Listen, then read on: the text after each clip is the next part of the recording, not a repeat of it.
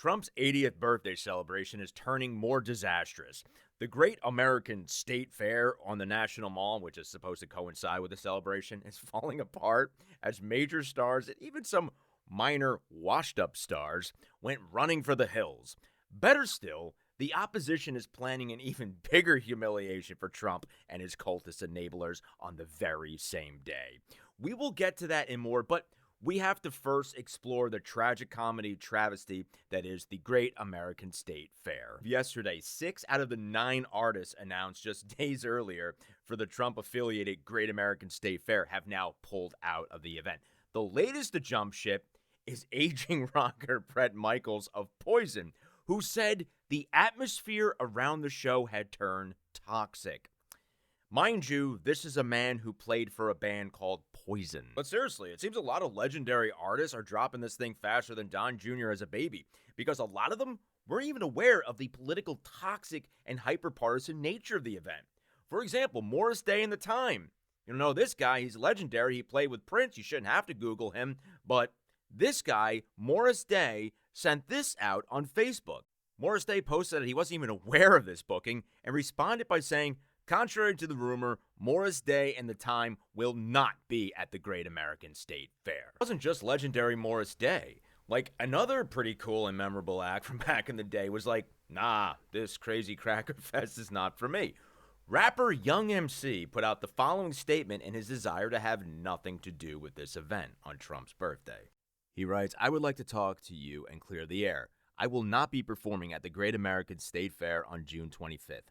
I was presented with an opportunity to perform at a nonpartisan event, but that turned out to be misleading. I asked lots of questions and was assured this was a nonpartisan event that was meant to celebrate all 50 states. In my mind, I thought this was a great way to celebrate the states and also bring people together in the way only music can. I saw it as a bigger version of so many state fairs I have performed at over the years, celebrating community and what makes each state special. Sounds fun, right? Wholesome even. Yesterday, things started changing, and what we were told is, in fact, not what is happening. I spent my entire career singing songs about real people with real issues. I've been blessed with the opportunity to be a voice for those who have felt like they didn't have one. It greatly upsets me that any fan who has been moved by my music may now feel like I'm abandoning the meaning behind those songs. I can assure you, that is not the case. I appreciate every single fan who has reached out. I hope to get back to the DC area very soon. When you thought the humiliation would stop there, it increased tenfold because Milli of Milli Vanilli, they're out. Like, you would think inviting Milli of Milli Vanilli to perform would be the most embarrassing thing in and of itself. But having him turn you down because he doesn't want it to harm his reputation is probably the biggest form of embarrassment ever. This certainly didn't stop Fox News' Laura Ingraham from trying to appeal to her remaining boomer demographic and twist the words of these artists. And rather than lining up to perform for our country on our 250th, now they're out dissing the big day, either due to pressure from the woke mob or because they just hate Trump more than they'll ever love America. A number of key acts that were set to perform on July 4th have now bowed out, all citing the same kind of lame excuse, variations of wording, that the Freedom 250 concert is somehow too divisive or too partisan. So Martina McBride, who've always liked her, the Commodores, love them. Young MC, Bust a Move, Morris Day, whatever. Even the uber-patriotic Bret Michaels, he bowed out, claiming the concert has evolved into something much more divisive than what I agreed to be part of. Maybe, just maybe, the problem is 3 words, Laura. Donald fucking Trump, you weirdo frozen-faced white nationalist. Now, the actual disturbing part of all this is that a great many of these artists, as you could probably already gather, were sold a bill of lies. They were originally under the impression that this was just going to be a normal, nonpartisan thing. In fact, reporters raised this concern with the organizer of the event. How was this event sold to these artists? Because you now have multiple artists saying, we were misled about what this event was, misled about this event being nonpartisan. So if you can't answer the question, where is the disconnect here? So I can't speak to negotiations that were made for performers, but what I can say is we're selling it the same way to every single person in this country. This is a celebration of America, 250 years, glorious years. It's inherently non-political. We're coming together to celebrate our country. We live in the best country on earth, and we're putting on a huge birthday party because America deserves it. And it is free and open to the public, and everyone is invited. Blah, blah, blah, I'm a maggot bot. That's basically what I got from that.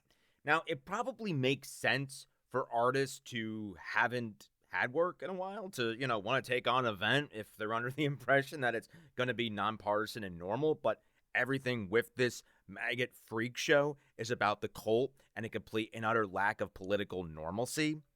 But our side, on the other hand, we have the talent, we have the depth, we have the popularity, we surely have the looks, and everything else that resembles human behavior.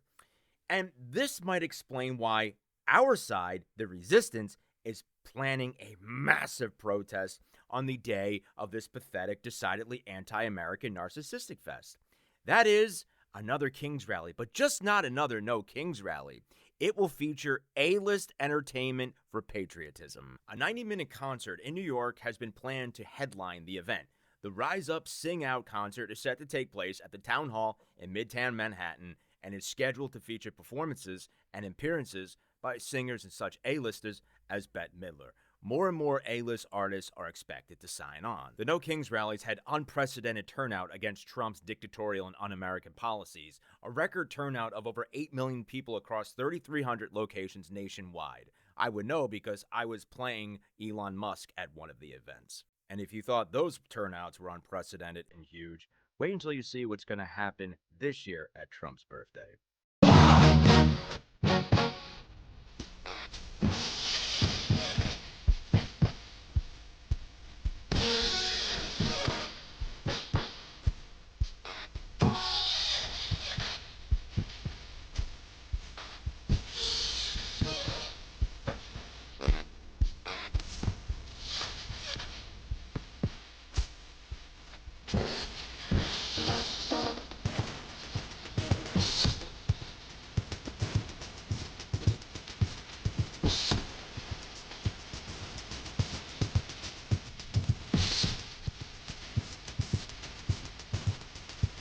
But this implosion of Trump's 80th birthday celebration, which is coinciding with the No Kings rally, is just such an utter indictment of MAGA as being an intellectually and culturally bankrupt. It literally represents nothing.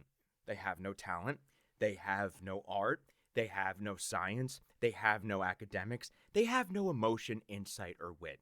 They literally are nothing but the remaining rambling, psychotic, incoherent rants of a sleeping, orange-painted fascist. Well, I am Michael Hayne. This is Issue Addict. Please be sure to subscribe to our channel for more breaking news and content.